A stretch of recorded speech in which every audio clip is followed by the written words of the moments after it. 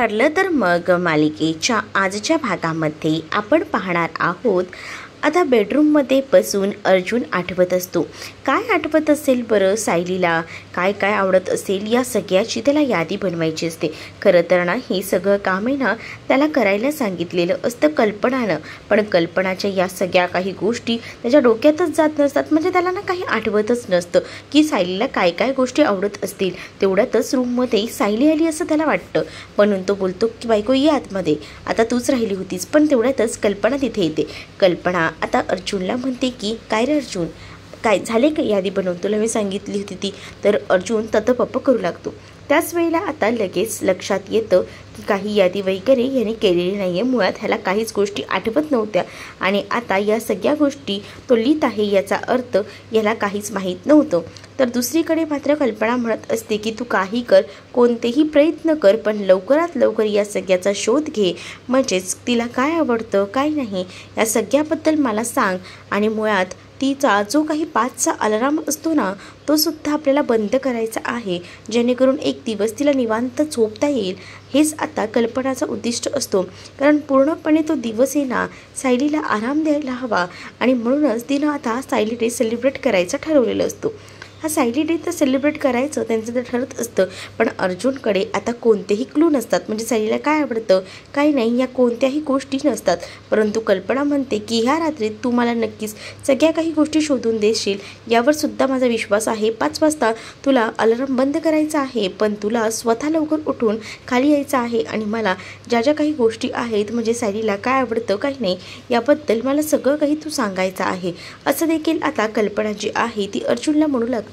जेव्हा कल्पना अर्जुनला हे सगळं काही बोलते ना तेव्हा मात्र आता अर्जुनही खूप जास्त खुश झालेला असतो. पण अर्जुन आता या सगळ्याचा शोध घेत असतो, तरीही त्याचं डोकं काही काम करत नसतं.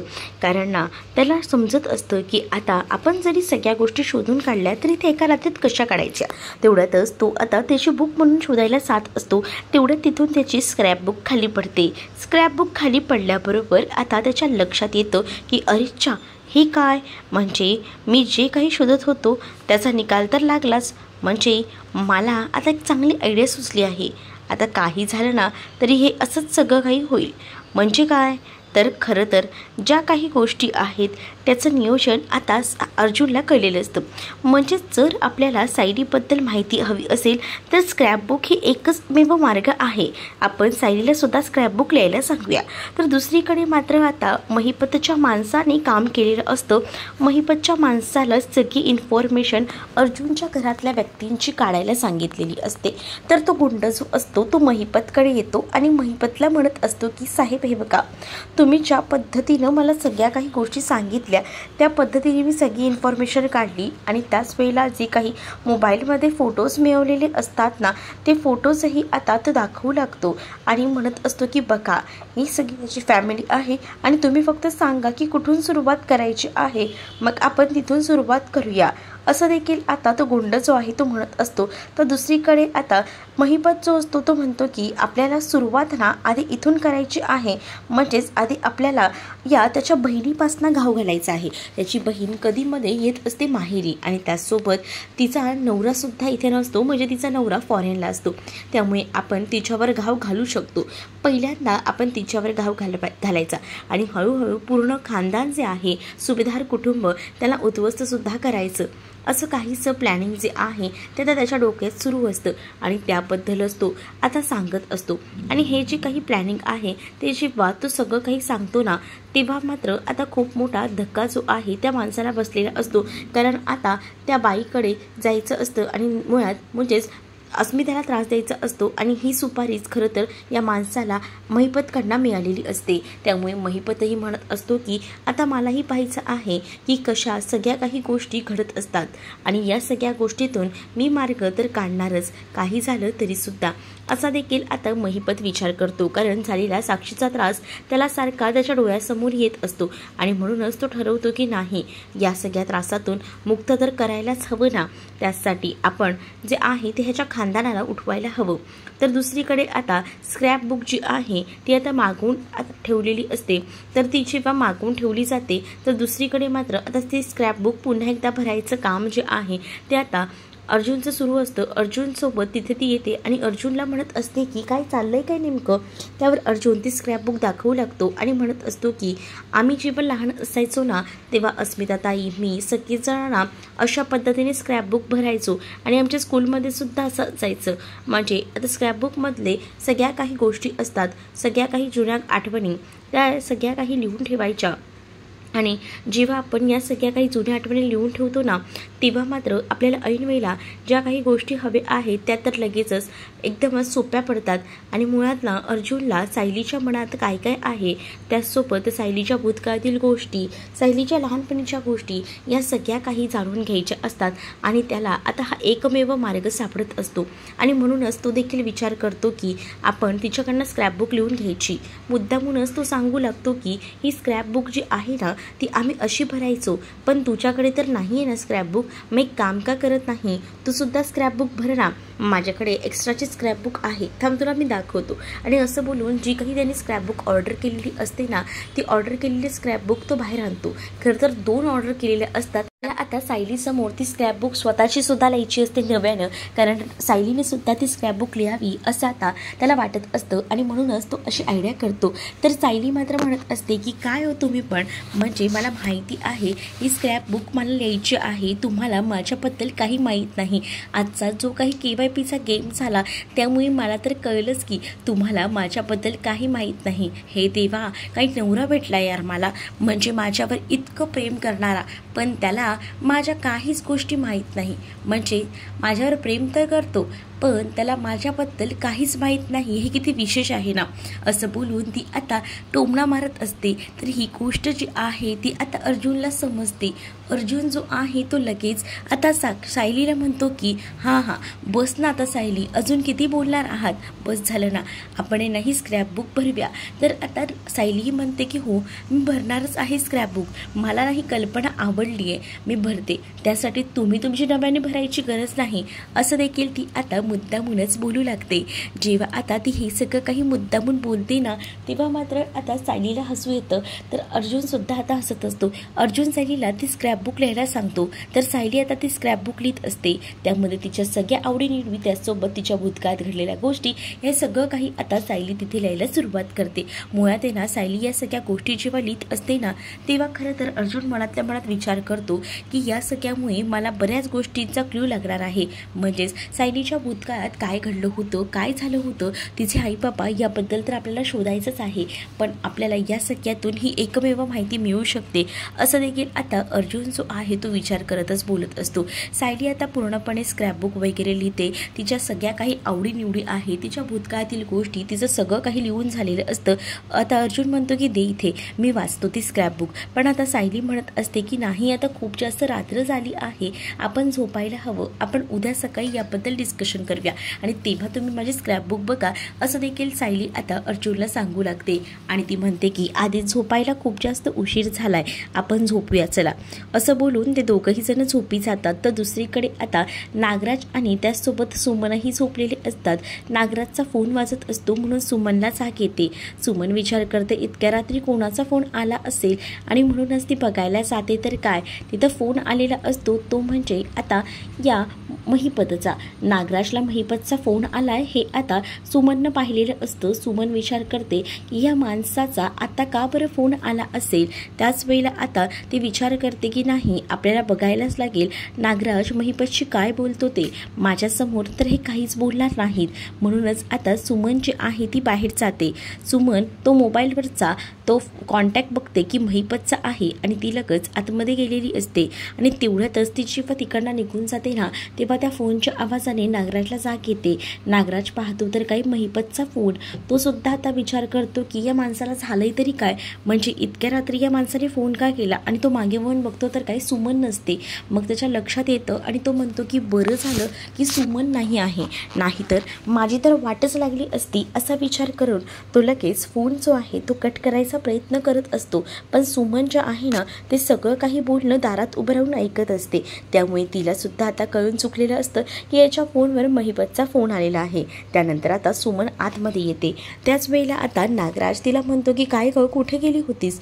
तर त्यावर सुमन म्हणते की पाणी हवं होतं, तहान लागली होती, तेच पाणी प्यायला मी गेले होते असं देखील आता सुमन जी आहे ती नागराजला बोलून तेवढाचा वेळ मारून नेते, कारण तिला आता कळलेलं असतं की महिपत आणि नागराजचे बरेच संबंध आहेत, पण ते आता कसे शोधून काढायचे, पुरावा तर लागणारच ना. आणि म्हणूनच ती आता स्वतःच या सगळ्याचा पुरावा शोधत असते.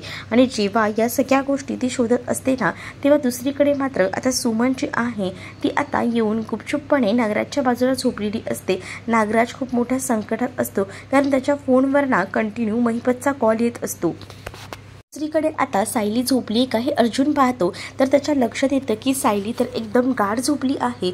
मग आता हीच संधी आहे, आपण जे आहे ना ते लवकरात लवकर सायलीची ती स्क्रॅपबुक बघायला हवी. जेव्हा ती मी स्क्रॅपबुक बघेन ना, तेव्हाच तर मला समजेल की सायलीची आवडनिवड काय आहे. पण त्याआधी ना आपण ना सायलीचा अलार्म बंद करायला हवा, जो 5 वाजता होणार आहे आणि ज्यामुळे सायली उठेल. म्हणूनच तो आता तिचा मोबाईल जो तिच्या उशाशी ठेवलेला असतो तो हळूच काढून घेतो. आणि त्याच वेळेला तो लक्षात येतं की तिच्या मोबाईलला तर पासवर्ड आहे, आणि मग तो पासवर्ड ओपन कसा करायचा हा सुद्धा मुळात प्रश्न असतो. म्हणूनच आता तो मोबाईल घेऊन पासवर्ड ओपन करायचा प्रयत्न करतो. पण जसं की अर्जुनला सायलीबद्दल काहीच माहिती नाही, तसं आता सायलीच्या मोबाईलचा पासवर्डही अर्जुनला माहिती नसतो.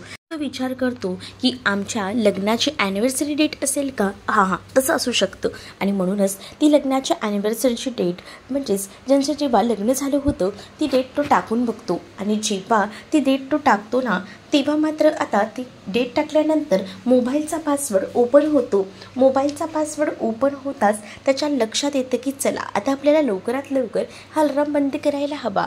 आणि जो 5चा अलार्म लावलेला असतो तो आता बंद केलेला असतो. आणि जेव्हा तो अलार्म बंद करतो ना, तेव्हा मात्र ठरवतो की नाही, आता खरं तर आपल्याला ज्या गोष्टी हव्या आहेत त्या मिळतील. म्हणजेच सायलीला आराम द्यायचा, सायलीला सगळं सुख तिच्या पदरात आणून द्यायचं, हेच काहीसं आता तो ध्येय साधत असतो. सायलीने दणक्यात साजरा करायचा, यासाठी तर त्यानं हे सगळं नियोजन केलेलं असतं. म्हणून त्याने आता हे सगळं नियोजन करत असतानाच त्याने आता जे काही केलेलं असतं त्यामुळे सायलीला या गोष्टी माहिती नसतात. परंतु अर्जुन हा खूप जास्त खुश असतो. दुसऱ्या दिवशी सकाळी कल्पना, प्रताप हे आता अर्जुनची वाट बघत असतात.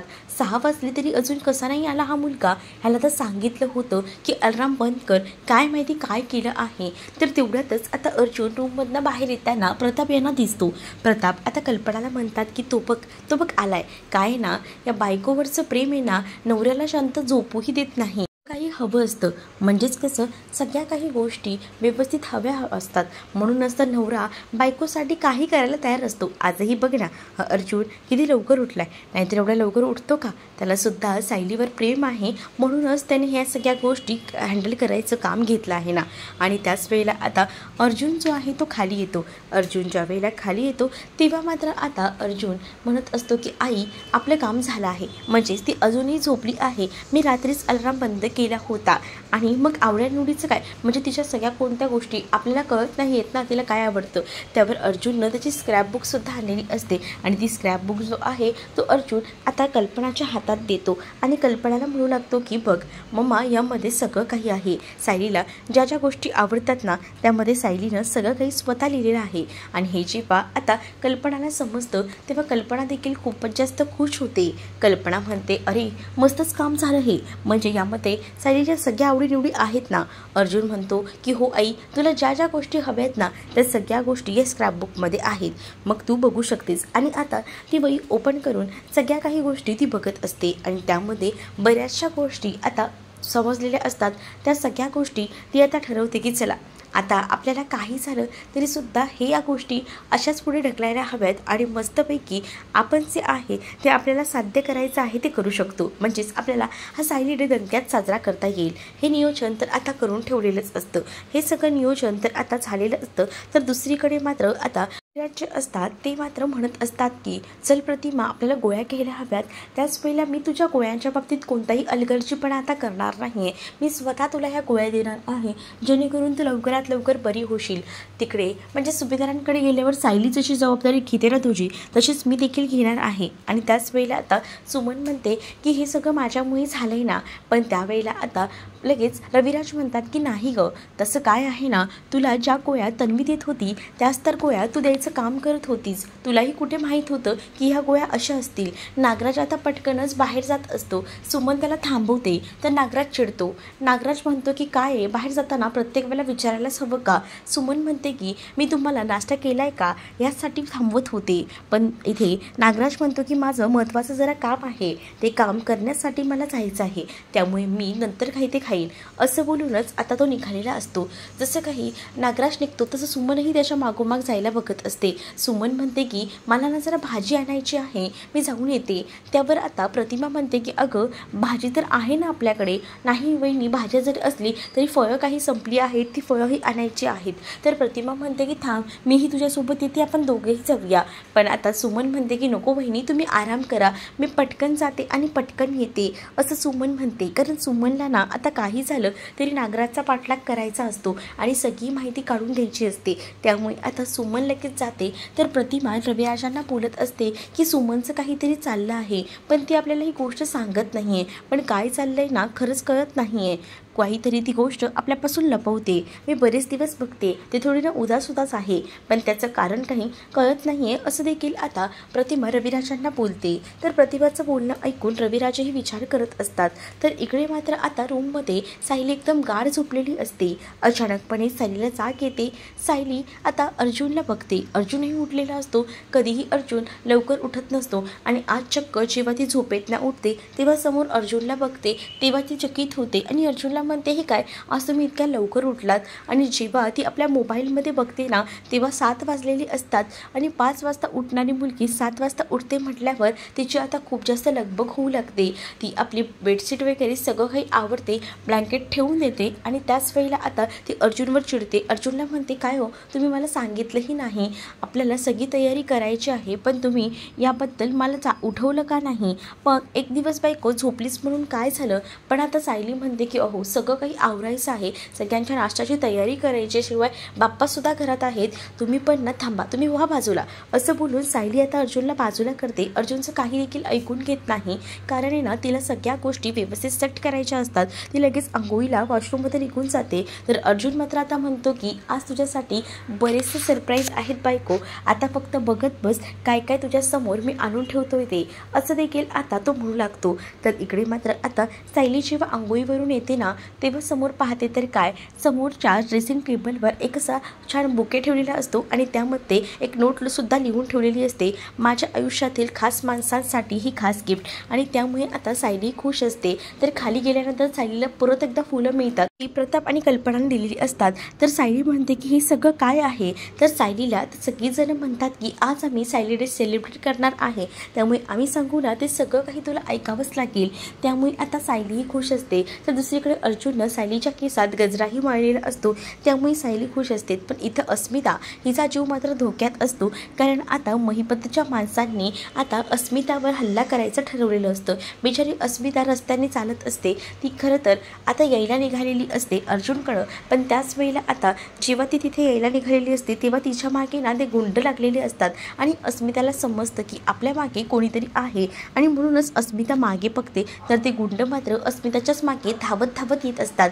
अस्मिता कशीबशी सावरत सुभेदारांच्या घरापर्यंत येऊन पोचलेली असते आणि त्याच वेळेला आता ती एकदम घाबरून आलेली असते. तिचे केस वगैरे सगळे काही विस्कटलेले असतात आणि ती दारावरच येऊन मम्मा अर्जुन असं म्हणते. त्याबरोबर आता अर्जुन आणि सायली एकमेकांकडे पाहत असतात.